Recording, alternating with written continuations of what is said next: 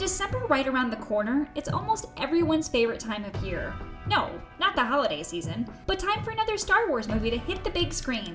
Let's take a look at the best theories from a galaxy far, far away. These are the top 10 The Last Jedi theories the internet has to offer. Number 10.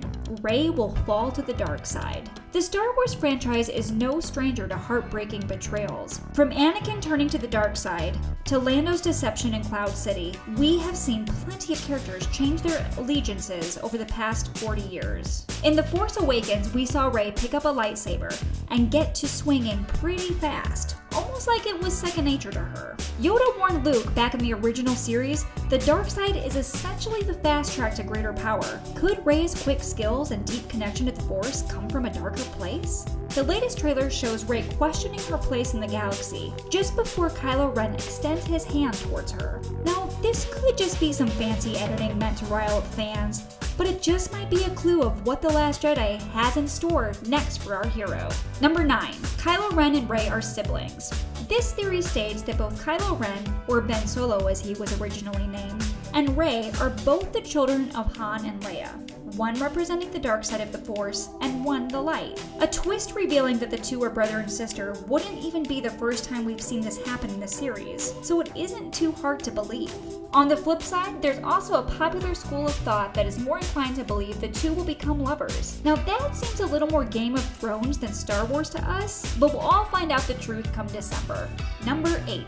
Rey's father is Ezra Bridger. If you haven't been watching Star Wars Rebels, you are missing out. The show is a great expansion to the Star Wars mythos and focuses on bridging the gap between the prequels and the original series, highlighting the early days of the rebellion. One of the main characters, Ezra Bridger, is being trained in the ways of the Jedi by Kanan, a Padawan who managed to survive Order 66. Ezra has an intense connection with the Force, and if he was Rey's father, this could explain why she is so powerful without receiving any training.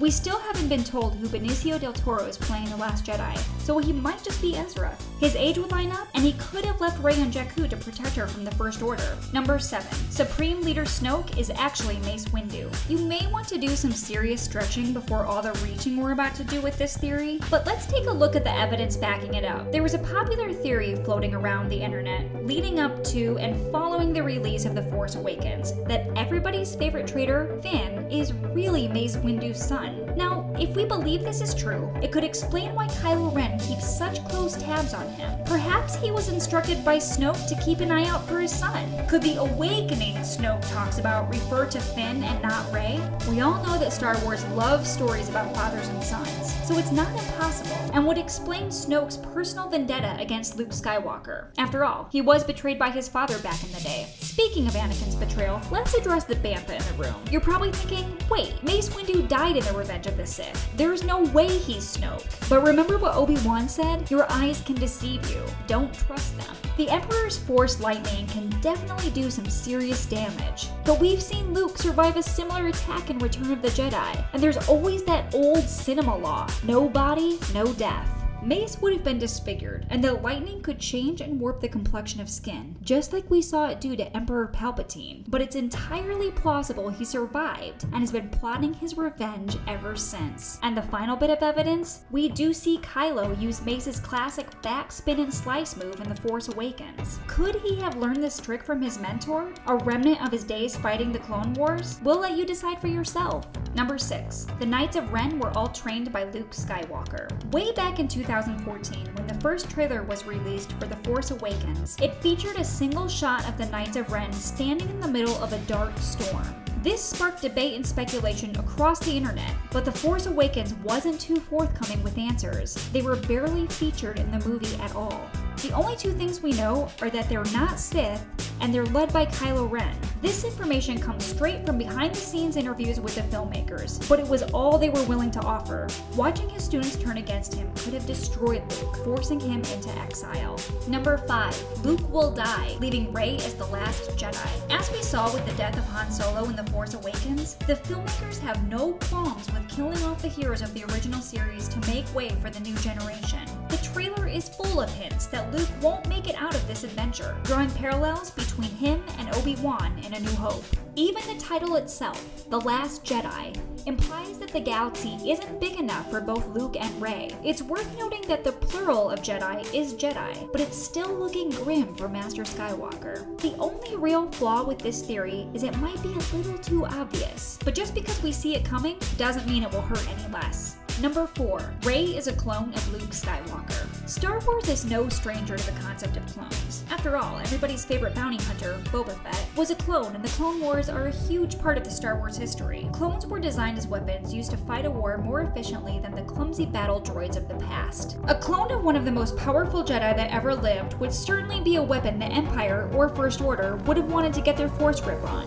Could they have intended on using Rey as a weapon only to find they couldn't control their creation? Originally, The Force Awakens was rumored to open with Luke's severed hand floating through space, but the producers changed their minds at the last minute. Could this have been to show the audience that there was plenty of Skywalker DNA literally floating around the galaxy? The clone theory could also explain why Rey seems to have such a close connection with Leia and Han after having just met them. Maybe she's a member of the Skywalker family after all.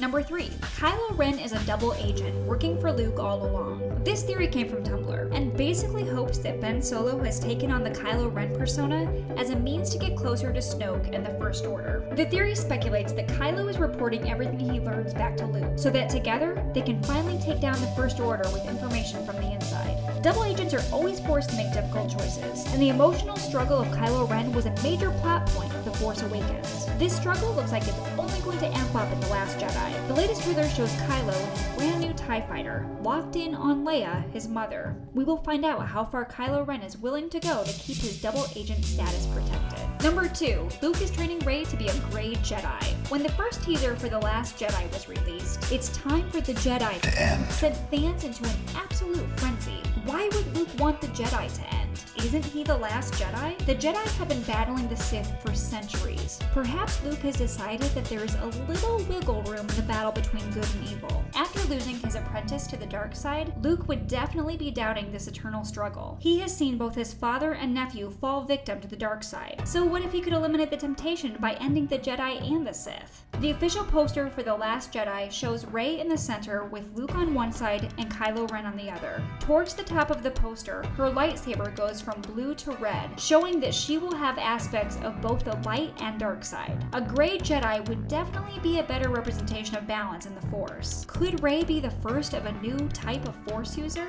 Number 1. Rey is ObiWan Kenobis granddaughter. Right up there with Snoke's true identity, Rey's heritage is one of the biggest mysteries surrounding the new Star Wars saga. Not too much is known about the time Obi-Wan spent on Tatooine. It wouldn't be outrageous for him to have had a romance or even built a life with someone while watching over Luke. In The Force Awakens, when Rey first finds Luke's lightsaber, you can hear Obi-Wan calling out to her. Could his Force ghost be reaching out to his granddaughter from the other side? While it is a big galaxy, thematically it would make sense to see the Kenobi bloodline facing off against the Skywalker, just like the prequels. Rey's heritage, Snoke's origin, who will live and who will die, in just a few months we'll learn it all, and we'll probably be left with plenty more questions to be asking. Are there any theories we missed? Do you think you've cracked the code of who the Last Jedi is? Be sure to let us know in the comments section, and to like, subscribe, and share this video.